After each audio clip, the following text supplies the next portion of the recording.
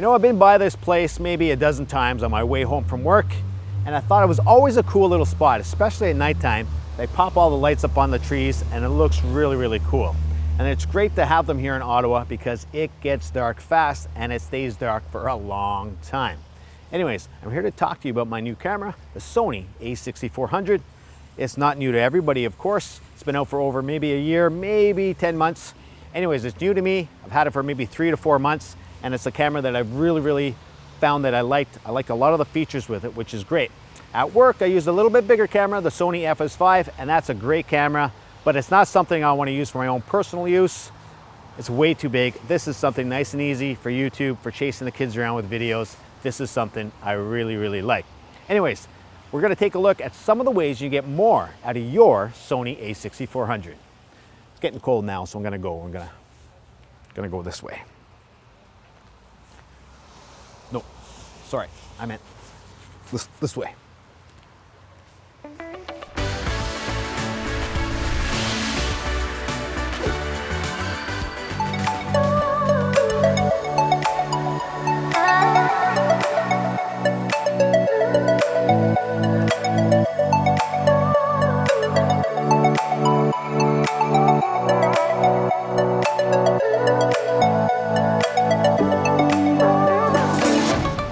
Okay, as you can see, I came inside. It actually wasn't that cold out today, and it was a beautiful spot to shoot, but I wanted to finish some stuff up inside, so we came in. Plus, it was starting to rain a little bit, so my camera gear doesn't really appreciate the rain.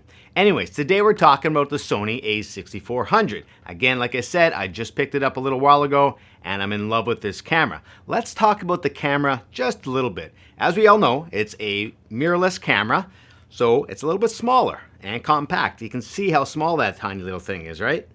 Very tiny. And I don't have big hands, but even for me, it's kind of hard to hold on to. So I would suggest sometimes to get a cage. Now, there's a whole bunch of different options out there. One of the ones I grabbed is the one for small rig. It's a great little cage. It makes it a little bit heavier, but that's fine because I find this camera a little bit light. But it also gives me a lot of options, especially to replace my mic cold shoe. Of course, everybody knows on this camera, it has a flip screen for vlogging and for other things, not just for vlogging, and that's great. But they put the hot shoe in the worst possible spot. I'm not sure why they did that. I'm sure they had a good reason. Maybe it was to drive us all nuts. That's a good possibility. But of course, companies came out with an alternative where you can move it. There's a little adapter you can get which moves to the side, just over the dials, and that's a great one. But for me, I wanted something a little bit heavier because I find this a little too small, and I didn't want to drop it or anything, and I think this thing's going to be destroyed after a drop or two. So I put the cage on, and I know I have a metal cage to protect it. To be honest, sometimes I like just using it with a small form factor like this, but if I'm on a big shoot, especially outdoors somewhere, I'll put the cage on just to be safe. I also got this nice little handle from Small Rig as well. Now this handle allows me to carry this, and I know it's pretty secure in my hand. I'm not going to drop it. If I want to get some undersling shots or some other creative shots, you can use the handle for that as well. But of course, the handle does make it a little bit bigger and a little bit heavier, and you may not like that. I actually don't mind it too much, but sometimes, like I said, when I want to be a little bit minimalist in my approach to this camera, I just ditch the rig and I use the camera itself. Now, of course, everyone probably knows right now there's no IBIS or stabilization on this camera. Sure, you can get a lens with stabilization that'll really help, but if you don't have that, are you out of luck? No, you can get a gimbal. As you can see behind me, I have the gimbal. That's the Ronin SC, and so far it's been great. I haven't had it for very long, but I've been able to take it out and get some very smooth footage. I pair it with the A6400, and it's a great match.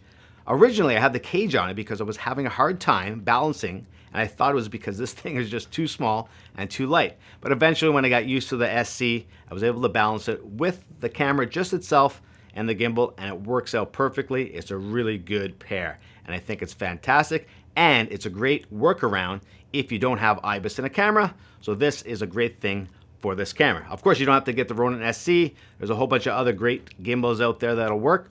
Find something smaller. You don't want one of the big, make Zhiyun, what is it, the Crane Lab 3. You don't want something like that. You want something smaller to make this a little bit easier to use and not such a big workout.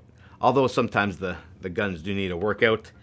Holding a big heavy gimbal and a camera all day is not one of the ones you want to do. Now, of course, there's other features that this gimbal will come in handy with. If you ever want to do time lapses with this thing, and it does great time lapses, you can turn those time lapses into motion lapses, which I love. I also use the DJI Osmo Pocket, and it has the internal motion lapse function, and it's fantastic. But you pop this onto the Ronin SC, and you can get some great motion lapses, which will take your time lapses just to the next step. At least that's what I can find. Also, you can vlog with the Ronin SC and this together. Paired together, it's not a very heavy camera when you're holding it out there, and you get a nice smooth footage. You can look back at the monitor on this, make sure your composition looks good and everything else looks good, and it looks to be a pretty good pair for vlogging as well. Now, another thing I think you should be using to get the most out of this camera is 4K. It has very good 4K in it, and I use it fairly often, but not all the time. I have a very old computer, and my old computer does not like 4K footage. A lot of computers are like that, but mine is really, really old. We go way back, and it does not like the 4K footage. Fair enough. However, this does give you the option of in-camera proxies. Now, if you haven't used it yet, you should take a look at it. It creates a smaller file as a proxy format inside the camera. Then when you're editing on whatever system, Premiere or Final Cut Pro, you can take those proxies and attach them to your clips, and you can work in the smaller format, which makes it a lot easier to work for your computer. And then when you're done, you just export it with full resolution, and everything's fantastic. Of course, you can do that with Premiere or Final Cut as well. However, I find it does bog down my system, and it takes time to create those proxies as I'm going editing. If I bring it just through the camera and create them in the camera, in-camera proxies, that's one step I don't have to worry about, which I really, really like. And the 4K is very good. Of course, I wish this did have 4K 60 frames. That would be awesome. It doesn't, but that's okay. There's lots of other cameras out there that do. I was willing to give up that for the price and for the other options on this little camera. Now, another thing you want to improve your functionality of this camera are batteries. Of course, when you buy this camera, you get one battery and no charger. Let's take a minute to think about that. They give you a battery, but not a charger. Sure, you can charge it in camera, but no one wants to do that. Raise your hands if you want to do that. Actually, there's nobody else in this room, but it's just me. I don't want to do that. So, of course, you can go out and you can buy other camera batteries. These are not Sony batteries. This is something I bought. This is through Amazon. This is the RAV Power, or Rave Power. I believe it's a RAV Power. Anyways, they give you 2 batteries and a charger, and the price was very, very good. And so far, those batteries have been very good. They hold a lot of power. They let me do a lot of things with the camera, almost just like the Sony batteries. I really don't notice much of a difference. Now I have 3 batteries in my kit. One dies, I pop the other ones in. When I come home, I charge them. I'm good to go. So these ones are from RAV Power, but there's other great knockoff ones out there. If you want to buy the Sony ones, hey, that's fine. But the third-party ones seem to be doing pretty well. Okay, so now we've talked about getting your camera ready. We put a cage on it. We've set up the gimbal. We have extra batteries for it. But let's talk about actually shooting with this camera. Now, if you've taken any time with this thing and gone through the menu, you can tell that the menu's a little bit confusing, but it actually is better than a lot of the previous menus on these Sony cameras. So I suggest you just take some time to go through the menus. Whenever you have a little extra time, just sit down with the menus and go through them. Adjust the settings to the way you like it. And speaking of settings, we're going to talk about the picture profiles. On these, there are 10 picture profiles that you can choose from. Of course, there's other creative styles that you can choose from, but out of these 10 picture profiles, you're bound to find something that works for you.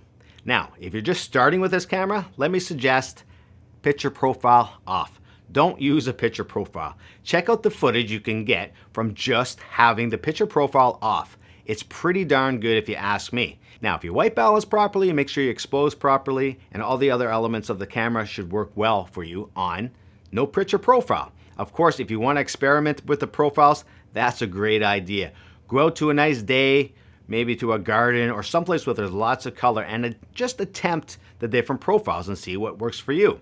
If you like using log profiles, there are log profiles on this where you can take it home and color grade until you're red in the face like me, because I get really red when I color grade. Sometimes you just don't want to color grade, and that's okay. Depending on what you're using this stuff for, if you're using for YouTube, potentially color grading is not all that important. If you're working for a client or a broadcaster, yeah, you better color grade that stuff and maybe shoot and log, and that way you can have a little bit more play with the colors and your exposure and other things like that, your highlights and your dynamic range. However, if you don't want to do that, that's okay. You can go ahead and use picture profile off or one of the other profiles that'll give you a nice color profile that you like to use. Make sure you experiment with this. Don't let people online tell you this is the best profile to use, this one, because even those profiles are customizable. You can go in and change them as well. Now, speaking of customizing, this menu, as we talked about earlier, has a fantastic personalization where you can add your favorite specific menu guides to your own personalized menu. Now, when I first used it, I'm like, I'm not sure if I'm going to use it because you got to set it up and then you got to recall them. But it's been a great shortcut for me. I take my favorite things that I want and I put it right on there. I have my frames. I'm always changing my frames per second, 120 frames, 60, 24.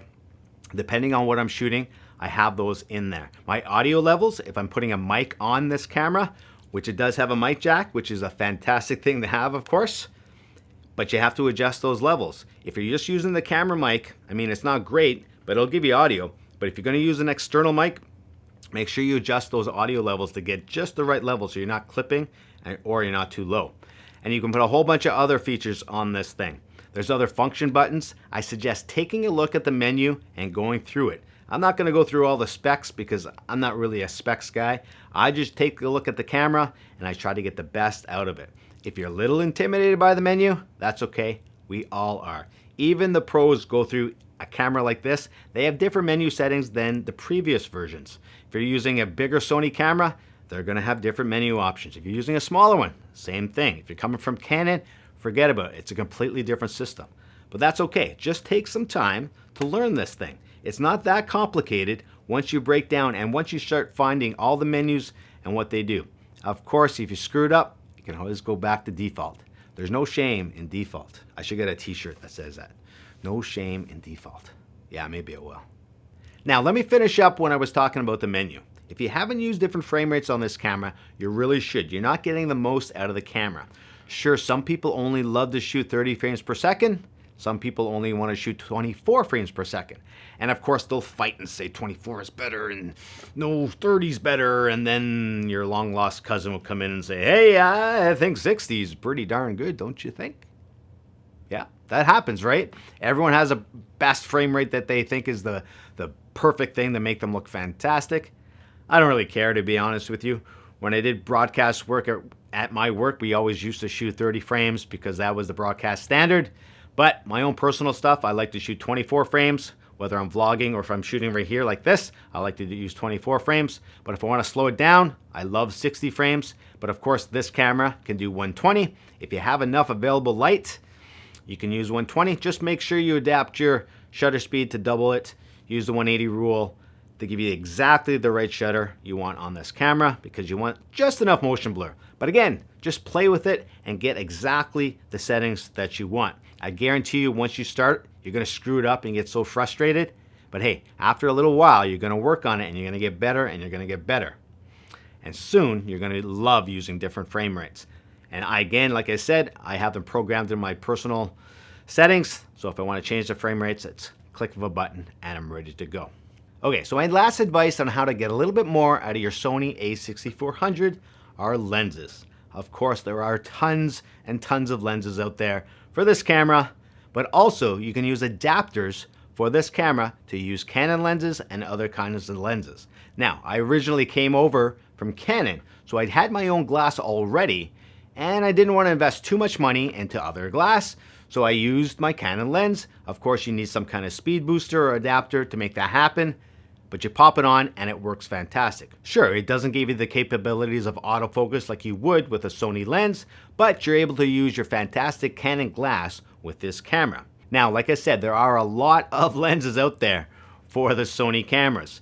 Now, this is an APS-C sensor, so it's a smaller sensor, So that's a good and a bad thing. Of course, it's not a full frame, so people say you don't get the most out of the camera, but I think what this does is give you a pretty good quality, and it also makes your lenses a lot cheaper to buy because the full frame lenses are very, very expensive, and you get much cheaper lenses for the APS-C sensor. One of the great lenses out there I'm going to be getting soon, hopefully, is the Sigma 16 or the 30. These lenses are great. They have autofocus that works with the camera, and they're not that expensive. Way to go, Sigma. I really appreciate that. But if you haven't looked into the adapters to use your other lenses, do that for sure. There are cheaper adapters that work really, really well, and there are speed boosters that will even help your lens work better. Canon, Sony lenses, they're fantastic, and whatever you have right now, I'm sure you want to use. You're not going to throw them out. Sure, you can sell them, but if you're able to keep those Canon lenses and use them for your Sony, hey, why not? That's a great idea, isn't it? So I decided to head out to get a little bit more B-roll, and would you know it, look at it. It's snowing. Are you kidding me? That's Ottawa for you. That's real snow. It's not special effects snow. This is real stuff. You never know when it's going to snow here in Ottawa. Anyways, all done the video. Thanks for watching. See you next time.